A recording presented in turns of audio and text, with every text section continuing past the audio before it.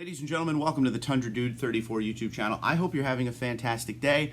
We got a topic to talk about today. Best Tundra money can buy. Now, this is my opinion, and I look forward to hearing your opinion down in the comments below, whether you agree or disagree. Let's help out those potential consumers who are not just looking for a new generation Tundra, but maybe a used Tundra to use for their job, weekend warrior stuff. Who knows? There's a lot of different options out there. My favorite Tundra of all time, the 07 to 13 generation Tundra, second generation, we could call it. If you remember, back in the day, in 07, when this truck came out, there was a massive ad campaign. Everywhere you turned, you saw Tundra commercials, Tundra signs on the side of the highway. The lots were packed with all these different variations you could get, because back then, you could get a lot of variations of Tundra. The truck that's changing it all was the slogan. We saw it tow the space shuttle later in the generation on some of the commercials. I mean, you could get this truck regular cab, double cab, or Crew Max. Crew Max was brand new for second generation. Engine choices of the time. There was a 4-liter V6, there was a 4.7-liter V8, and the legendary, now legendary, 5.7-liter V8. At the 2010 model year, they got rid of the 4.7-liter V8 and introduced a new secondary engine for the Tundra, the 4.6-liter V8. There was just, you could get the regular cab with the short bed, which people still love, and it's very highly sought after and still very expensive no matter how much mileage on it. You could get that regular cab with the 8.1-foot bed if you want to use it for more work.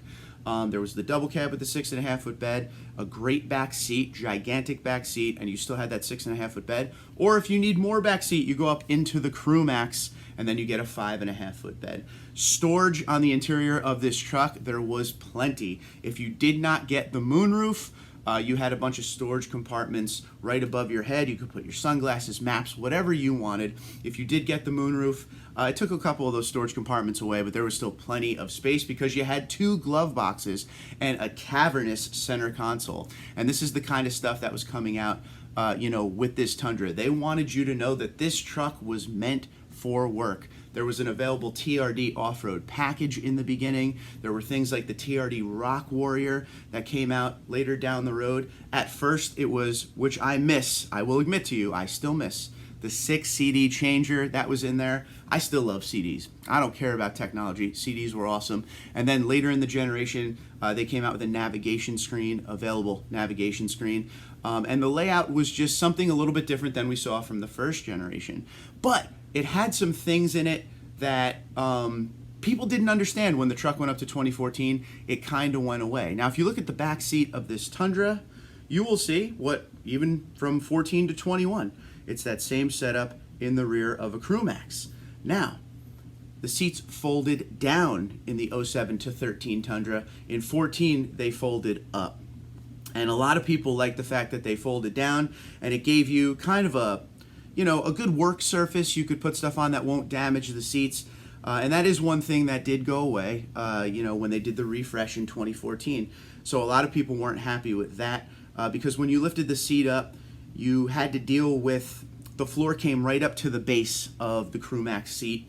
So people felt like this had a lot more utility in it, I should say, when the seats folded down. So that's a shame they went away. Also, if you remember, the seats would recline. They would pull forward and recline. There was so much room that you never had to worry about getting your knees on that front passenger or driver seat. There was just way too much room in the back seat here.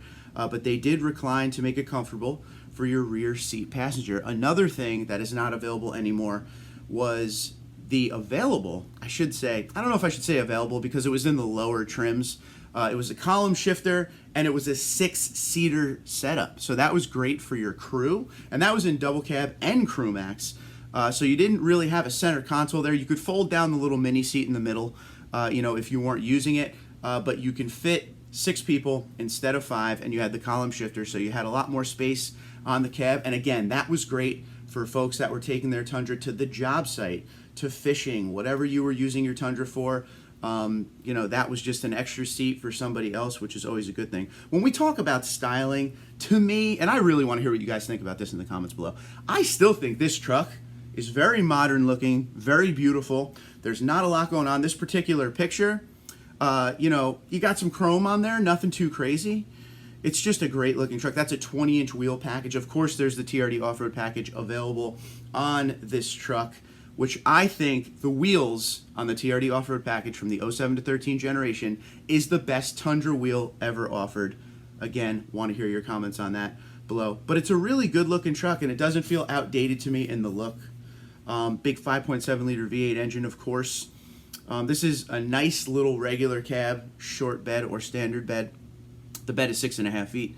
This thing came with the 4 liter V6, the 4.7 liter V8, 5.7 liter V8, and later the 4.6 liter V8. You could get it in 2-wheel drive and 4-wheel drive. There are certain variations of this truck that are very hard to find, but back then, these weren't hard to get. And, if you got something like this, like the RCSB setup, you could use it for a good time. They were little rocket ships, but you still had the bed to do what you had to do. On the inside, there was a little space behind the driver and passenger seat, to put stuff like a duffel bag or maybe a bag of tools, whatever you're going to use the truck for. But that was just a great option that is no longer available. And, this is SR5 right here. It's just a great looking truck. It has the steel wheels, but easily that could be upgraded into the TRD off-road package. One thing I would always say when looking at these trucks is the double cab with the 6.5 foot bed, for me, is the winner. And the reason is, back then, I've owned a bunch of double cabs. I owned an 07 and an 09 in that generation double cab, and the back seat fit adults just fine, no problems whatsoever.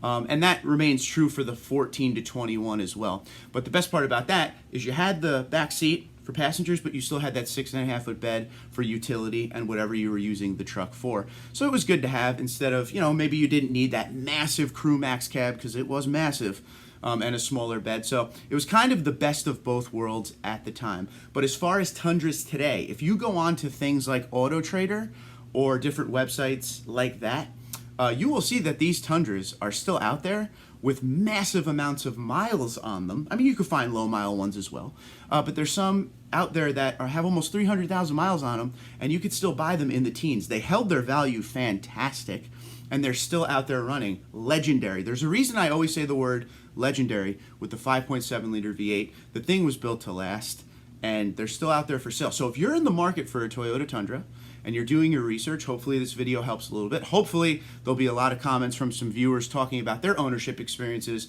with this truck or other Tundras to check out.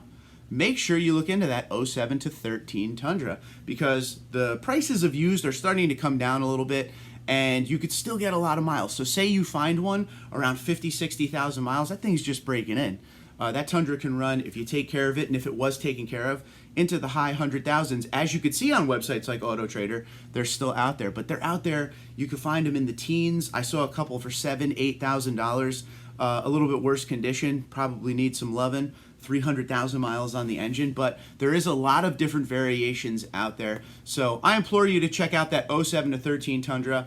That will always be my favorite generation. I don't care what happens. I like every Tundra. I like first gen all the way up to now. There's things I love about them. There's certain packages on these trucks all the way through that I like. Features that are available now are great, but there's just something special for me about that 07 to 13. But I want to hear what you guys think in the comments below. So please let me know, what is your favorite trim of Toyota Tundra? I shouldn't say trim. What is your favorite generation of Toyota Tundra? And do you feel like the 07 to 13 is the best way to spend your money if you're buying a Tundra today?